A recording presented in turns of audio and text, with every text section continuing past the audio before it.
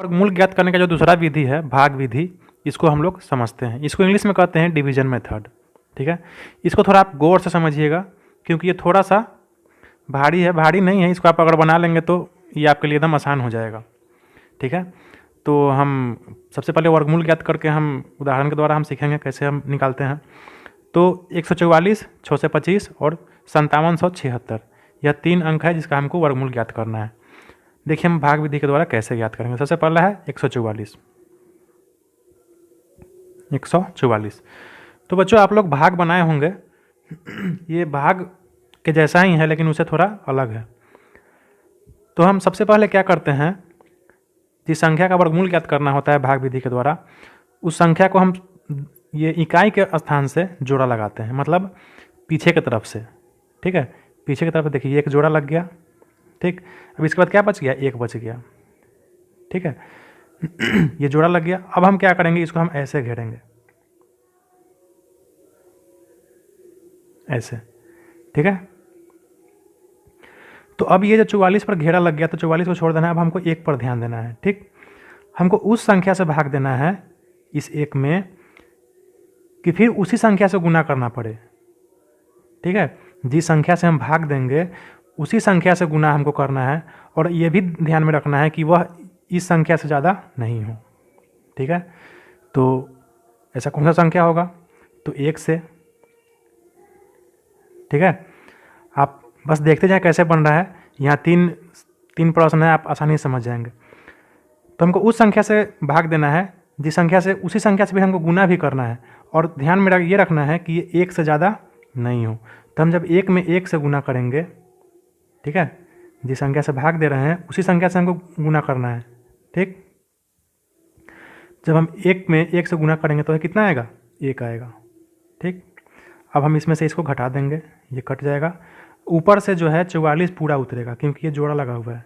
ठीक है, याद रखिएगा जोड़ा जो लगता है वो बाएं तरफ से लगता है, तो ऊपर से पूरा का पूरा 44 उतर जाएगा।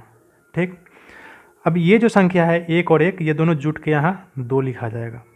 ठीक है, अब चूंकि हम 1 से गुना किए थे, ठीक है, जिस संख्या से भाग देते हैं उसी संख्या से गुना करना पड़ता है, तो इसलिए हम यहाँ पे क्या लिख देंगे, 1। ठीक है, समझिएगा थोड़ा गौर से। अब फिर हमको यहाँ 44 है, अब फिर 2 के बाद हमको उसी संख्या से इसमें भाग देना है। ठीक है, ऐसा संख्या यहाँ पर रहना चाहिए कि फिर उसी संख्या से गुना करने पर इससे कम या इतना के बराबर आए। ठीक है, हम उसी संख्या से गुना करेंगे जिस संख्या से गुना करने पर, मतलब सेम संख्या से गुना करने पर 44 आए या 44 से कम आए। ठीक है, तो यहाँ देखिए 2, यहाँ जब आप 2 लिखिएगा तो यह 22 हो जाएगा। ठीक, अब चूँकि यहाँ आप 2 लिखे हैं तो आपको 2 से ही गुना करना पड़ेगा। ठीक, तो जब 22 में 2 से गुना करेंगे तो यह हो जाएगा 44। ठीक है, ये कट गया। अब चूँकि आप 2 से गुना किए हैं तो यहाँ फिर 2 लिखा जाएगा। ठीक है, तो अब तो ये कट गया, यहाँ 0 हो गया, मतलब 144 का जो वर्गमूल है वह कितना आया, 12। यहाँ आ गया 12। ठीक है, तो 144 का वर्गमूल कितना होगा, 12। ठीक है, समझ गए तो अच्छी बात है, नहीं समझे तो फिर देखिए अगले उदाहरण से हम आपको समझाने का प्रयास करते हैं। अगला उदाहरण जो है वह 6 से 25 का हमको निकालना है।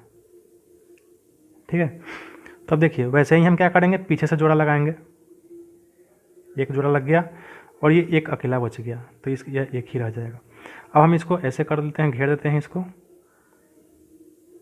घेर दिए। ठीक, अब हम इसका पहला जो संख्या है, पहला जो जोड़ा है, इसमें हम उसी संख्या से वही संख्या यहाँ पर लिखेंगे जिस संख्या से हमको गुना करके 6 या 6 से कम लाना है। ठीक है, तो देखिए 2 से आप गुना कीजिएगा 2 में, तो यह 2 दूना 4 आएगा। और यहाँ पे आप 3 से करते तो 3 तिहाई फिर 9 हो जाता, 6 से ज़्यादा हो जाता। ठीक है, तो हम 2 से 2 में ही गुना करेंगे तो यह 4 हो जाएगा। ऊपर ये 6 में 4 गया, 2 ऊपर से कितना उतर गया, 25। अब चूँकि आप 2 से गुना किए हैं तो यहाँ 2 लिख दीजिए। अब देखिए ये 2 जुट जाएगा, यहाँ ये ऐड हो जाएगा। ठीक है, 2 और 2 4 हो जाएगा।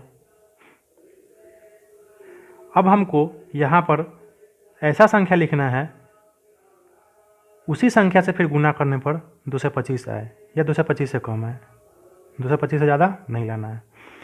तो आप जब गुना करके देखिएगा, 2-4 ट्राई करके देखिएगा, तो आप देखिएगा कि 5 से जब आप गुना कीजिएगा, यहाँ जब 45 लिखिएगा तो फिर 5 से ही गुना करने पर 5 5 25, 2 हाथ में आया, 5 चौका 20 और 2 22।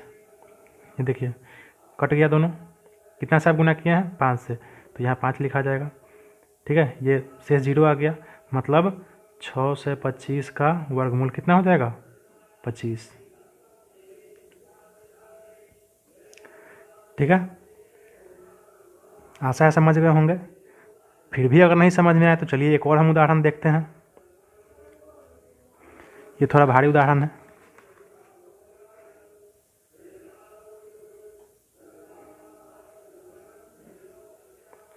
ये है 5776।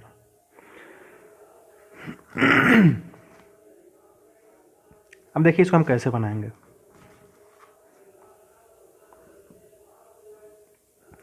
तो इसको हम वही प्रक्रिया अपनाएंगे। क्या करना है? सबसे पहले जोड़ा लगाना है, पीछे से एक जोड़ा और ये दूसरा जोड़ा। अब इसको हम घेर देंगे ऐसे। ठीक है, घेर दिए। अब हमको पहले जोड़े में इस 57 में ऐसे संख्या से गुना करना है, ऐसे संख्या से मतलब भाग देना है जो उसी संख्या से गुना हो और यहाँ पे 57 या 57 से कम हो। ठीक है, तो यहाँ देखिए अगर आप 6 से करेंगे तो 6 6 7 से करेंगे तो 7 7 49, 7 होना चाहिए मेरे ख्याल से। ठीक है, अगर आप 8 से करते हैं तो फिर 8 से गुना करना पड़ेगा, तो 8 8 है 64 हो जाएगा, 57 से ज़्यादा हो जाएगा। तो हम 8 से नहीं करेंगे, हम कितना से करेंगे? 7 से करेंगे। 7 7 49, यहाँ 7 लिखा जाएगा, 7 से गुना किए तो। अब देखिए 57 में से ये 9 घटेगा तो कितना हो जाएगा? ये 57 में से 49 घटेगा तो कितना हो जाएगा? 8 हो जाएगा। ठीक, अब ऊपर से उतर गया, पूरा जोड़ा उतरता है ऊपर से, 76 उतर गया। ठीक है, अब ये 7 और 7 दोनों जुट जाएगा तो कितना हो जाएगा? 14। ठीक, अब हमको यहाँ पर ऐसे संख्या से गुना करना है कि फिर उसी संख्या से गुना करने पर 876 आए या 876 से कम आए। ठीक है, तो जब आप 1-2 ट्राई करके देखिएगा तो आप निकाल लीजिएगा कि 6 से जब गुना कीजिएगा आप यहाँ पर 146 हो जाएगा, तो फिर इसी 6 से गुना करने पर आपको कितना आएगा? तो जाके 36 के 6 हाथ लगा 3, तो जगह 24 और 3 27 के 7 हाथ लगा 2, जगह 6 1 6 2 8। ठीक है, 876 कट गया। कितना से आप गुना किए हैं? 6 से, तो यहाँ 6 लिखा जाएगा। ठीक है, ये शेष क्या हो गया? 0 हो गया, मतलब 5776, ये जो संख्या है 5776, इसका वर्गमूल कितना होगा? 76। ठीक है, आशा है आप समझ गए होंगे वर्गमूल कैसे ज्ञात होता है भाग विधि के द्वारा। अगर फिर भी नहीं समझ में आया हो तो हम जब प्रश्नावली को हल करेंगे तो उसमें आपको आसानी से समझ में आ जाएगा। ठीक है।